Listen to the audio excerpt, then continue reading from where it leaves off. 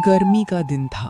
सूरज आग उगल रहा था और चंदनपुर की मिट्टी प्यास से तड़प रही थी। जहां बाकी किसान हार मान चुके थे, वहीं रामू अब भी अपनी सूखी जमीन से लड़ रहा था। उसके चेहरे पर थकान तो थी, पर हार का नामो निशान नहीं था।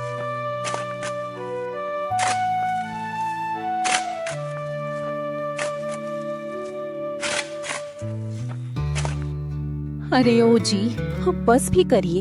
इस पत्थर जैसी जमीन पर फावड़ा मारकर अपना शरीर क्यों गला रहे हो? 2 महीने से बादल नहीं बरसे, अब तो कुएं ने भी जवाब दे दिया है। सारा गांव शहर की ओर पलायन कर रहा है। आप किसके भरोसे यहाँ डटे हैं? गीता, ये मिट्टी पत्थर नहीं है, ये मेरी माँ है। क्या कोई बेटा अपनी माँ को प्यासा मरते देख हाथ पर हाथ धरकर बैठ सकता है? लोग कहते हैं कि मानसून रूठ गया है, पर मुझे यकीन है कि मेरी मेहनत की गूंज बादलों तक जरूर पहुंचेगी। मैं जब तक जिंदा हूं इस खेत को बंजर नहीं होने दूंगा। पर कैसे? घर में अनाज का आखिरी दाना भी खत्म होने को है। छोटू की स्कूल की फीस बाकी है और वो साहूकार, उसका आदमी कल फिर आया था। पता नहीं कब के आपके पापा ने ये कर्जा लिए थे, अब तक आप चुका ही रही हैं, फिर भी कम नहीं होता है उसका कर्जा। साहूकार का नाम मत लो गीता, उसका नाम लेते ही कलेजे में आग लग जाती है। उसने हमारी पीढ़ियों का खून चूसा है। हाँ जी, ठीक है, आप पहले कुछ खा लीजिए। आपके लिए मैंने आम की चटनी और रोटी लाई हूँ। ठीक है, दो। बहुत तेज भूख लगी है काम करते करते। रामू ने 2 सूखी रोटियां चटनी के साथ गले से नीचे उतारी, मानो वो खाना नहीं बल्कि अपनी जिद को ताजा कर रहा था।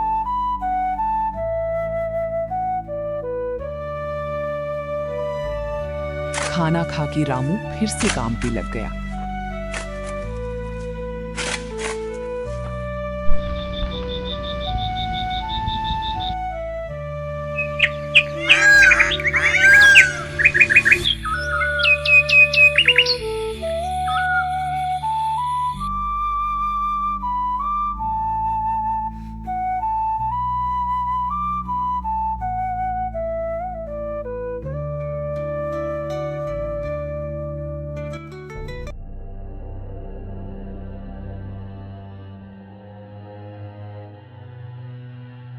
रामू भाई, राम राम। सुना है आजकल तुम जमीन से पानी नहीं पसीना निकाल रहे हो।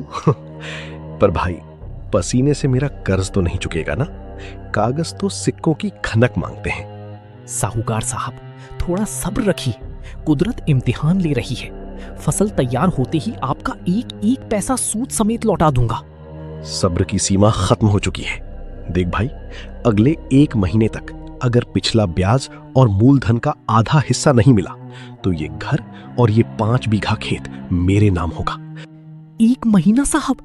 इतनी जल्दी मैं कहां से इंतजाम करूंगा? अभी तो बीज भी ठीक से नहीं बोए हैं। वो तेरी समस्या है, या तो पैसे दे या अपनी जमीन की चाबी। किशन, चलो यहां से, इसे इसकी औकात कल पता चलेगी। साहूकार चला जाता है। रामू अपनी ही जमीन पर बेगाना सा महसूस कर टूटकर जमीन पर बैठ जाता है। उसे अपनी मेहनत हारती हुई दिख रही थी।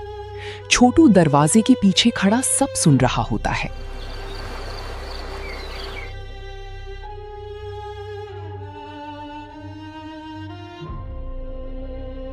बापू, ये ले लो। इसमें मैंने पिछले 2 महीने से मेले के लिए पैसे बचाए थे। शायद इससे साहूकार मान जाए और हमारे खेत ना छीने। नहीं बेटा, ये तेरे सपनों के पैसे हैं। तेरा बापू अभी मरा नहीं है। तू बस अपनी पढ़ाई पर ध्यान दे। ये मिट्टी हमारी है और हमारी ही रहेगी। उस रात रामू सोया नहीं। छोटू की मासूमियत ने उसे अंदर से झकझोर दिया था। उसे लगा कि अगर वो आज नहीं लड़ा तो अपने बेटे से नजरें नहीं मिला पाएगा। लेकिन उसे क्या पता था कि अगली सुबह एक और पहाड़ जैसी चुनौती उसकी इंतजार कर रही है।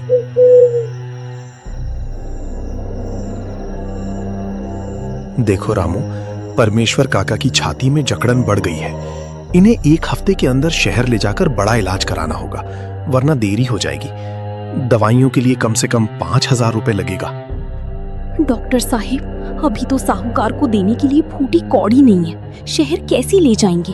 हे भगवान, ये कैसी परीक्षा है। ठीक है, जल्दी पैसे को इंतजाम कर लेना। तब तक मैंने कुछ दवाइयां टेबल पे रखा हूं, उन्हें टाइम से देते रहना। आप चिंता मत कीजिए डॉक्टर साहब, मैं पैसों का इंतजाम करूंगा। गीता, तू बापू का ध्यान रखना। रामू का दिमाग सुन्न हो चुका था। वो बदहवास होकर पैसे की तलाश में बाहर निकलता है। तभी उसे गांव का बलदेव मिलता है। क्यों रामू भाई, सुना है कल साहूकार तुम्हारी जमीन की पैमाइश करने आया था।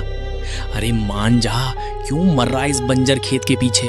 बेच दे जमीन और मजदूरी कर शहर में, कम से कम बाप का इलाज तो हो जाएगा। बलदेव, जो मिट्टी अन्न देती है उसे बेचना बुजदिली है। जब तक बाजू में दम है मैं हार नहीं मानूंगा। मेहनत की रोटी खाऊंगा पर अपनी माँ को नहीं बेचूंगा। जिद छोड़ दे रामू, उस बंजर जमीन में कुछ नहीं होगा और बारिश भी नहीं होने की आशंका है। भले ही बारिश ना हो, लेकिन मैं ये अपनी जमीन छोड़कर नहीं जाऊंगा शहर में। खून पसीना एक कर दूंगा अपनी फसल को उगाने के लिए। इतना कह के रामू आगे निकल गया। वो गांव की मंडी पहुंचा, जहां उम्मीदें आखिरी दम तोड़ रही थीं। सेठ जी, मुझे 5,000 रुपए उधार चाहिए। मेरे बापू बीमार हैं। मैं अपनी अगली 3 फसलें आपके पास ही बेचूंगा। रामू, तेरी जमीन पर तो पहले से ही साहूकार की नजर है। जो खेत मेरा है ही नहीं, उसकी फसल पर मैं पैसा कैसे लगा दूं? जा भाई, कोई और रास्ता देख। दुकानदार की ना रामू के सीने में तीर की तरह चुभी। वो सीढ़ियों पर सर रखकर बैठ गया। तभी गांव का जग्गू ठेकेदार उसके करीब आया। रामू भाई, अगर पैसा चाहिए तो एक काम है, गांव के पीछे वाले जंगल में चंदन के पेड़ काटने हैं। काम गैर कानूनी है और खतरा भी बहुत है, जंगली जानवर और पुलिस दोनों का। लेकिन 1 हफ्ते में 10,000 मिल जाएंगे। चंदन की लकड़ी? जग्गू, वहां तो शेर और चीतों का डर रहता है। कई लोग वापस नहीं आए। हादसे तो भूख से भी होते हैं रामू। तय कर ले, जमीन और बाप बचाना है या डर के घर बैठना है। रामू की आंखों के सामने एक तरफ बीमार पिता और दूसरी तरफ साहूकार का क्रूर चेहरा घूम रहा था। बहुत मुश्किल से रामू ने फैसला किया। मुझे मंजूर है, मैं कल शाम पहुंच जाऊंगा। चिंता मत कर, तेरे साथ और भी लोग होंगे। दिन ढलते ही रामू घर से काम का बहाना बनाकर निकलता।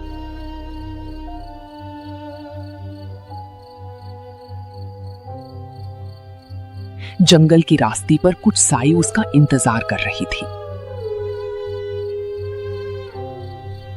अरे रामू भाई, इतना देर क्यों लगा दी आने में? वो घर का कुछ काम था बहुत जरूरी, वही कर रहा था। ठीक है भाई, ठीक है। तो सभी लोग ध्यान से सुनो। यहाँ जंगली जानवर रहते हैं, सभी लोग संभल के चलेंगे और एक दूसरे का साथ देंगे। अंधेरे में कुल्हाड़ियों की आवाज और जंगली जानवरों की गुर्राहट के बीच रामू लकड़ियां काटता रहा। उसे पुलिस का डर भी था और मौत का भी। रामू रात भर जंगल के खतरों से खेलता और दिन को अपने खेतों में कड़ी मेहनत करता है। उसकी कमर टूट रही थी, उसकी हथेलियों में छाली पड़ गई थी, लेकिन उसकी जिद हिमालय से भी ऊंची थी।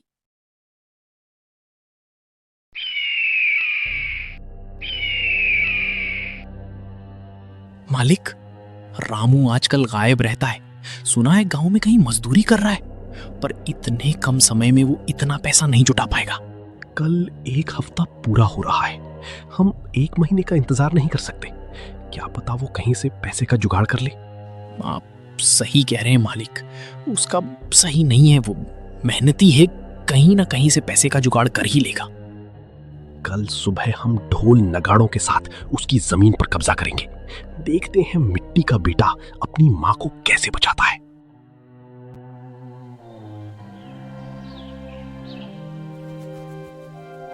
ओ रामू, बाहर निकल, सूरज चढ़ गया है और तेरा वक्त खत्म।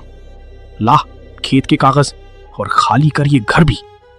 शोर सुनकर गीता बाहर आती है। उसकी आंखों में डर था। मालिक, आपने तो 1 महीने का मोहलत दी थी, फिर इतनी जल्दी कैसे पैसे का जुगाड़ हो पाएगा? मुझे उससे मतलब नहीं है, मैं और ज्यादा दिन इंतजार नहीं कर सकता। तभी एक दहाड़ जैसी बुलंद आवाज गूंजती है। रुक जाओ।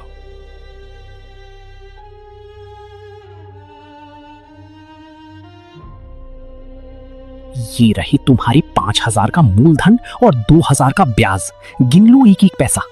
इसमें पसीने और खून की महक आएगी जो तुम्हारी तिजोरी के कागजों में नहीं होती। पर ये तो आधा ही है।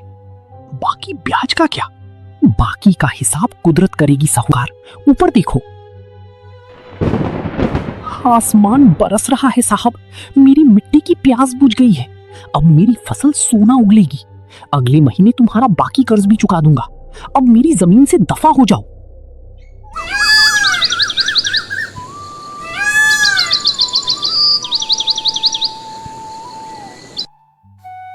देखिए जी, पूरी गांव में हमारी फसल सबसे शानदार है। ये आपकी अटूट हिम्मत का फल है।